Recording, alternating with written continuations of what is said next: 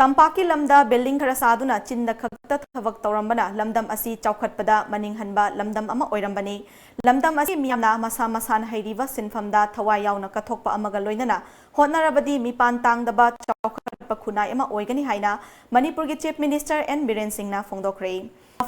Department of Horticulture and Soil Conservation Government of Manipur gi makhada leiba Mission for Integrated Development of Horticulture gi makhada longmi singda power tillers, tractors amadi planting material yanthokpa amadi Manipur Organic Mission Agency gi makhada Mission Organic Value Chain Development for Northeastern Region na ngaklau piduna farmer producer company singi khuthanda power tiller, brush cutter, organic inputs amadi longmi singda ahum suba phase ki oina quality planting material yanthokpa ga mari leinana Sanjen thongda leiba Horticulture and Soil Conservation ki office ta pangthokhiba thoram amada phongdokhibani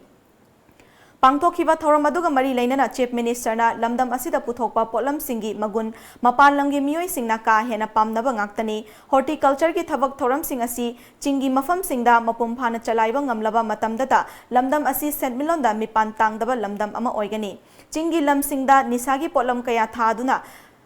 Laiba asina KHUNAI ASIGI CHAOKHATPADA thinta hanba ki machak ama oihalle chahi khara asida organic ki lamda ka hena chaokhatpa ngamle mahakna makha taraduna ai khaktagi khallaga leibagi mahuta aikoi pumbagi oina khanba matam oire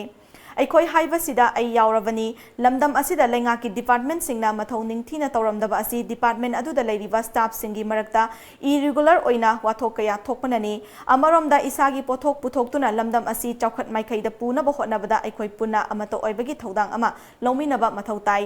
matam ama longmi singna puthokpa potlam kaya yonfam leite haibagi wathok ama leiramba adu ngasi kokhan mangamle KHUNAI ama chaokhatpa haibasi matik chaba policy leiraba matamdata oirakani haiki Pugai puthoga khoi pothok puthorga yonpham leitine na hawai gi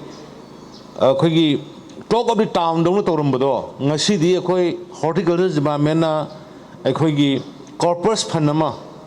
lupa crore ohum gi thamakanda any kind of vegetables and fruits darkar leiba potsing ado khoi leisal lerga cold storage da thamerga khoi je hogre adna ina me anda appeal dongningi wherever aina tauriba aina pairiba aina khangiba thabak tu da yam sincere oina with some dedication thabak tawba matam da khoina mikok thongai da bagi maram suklai leite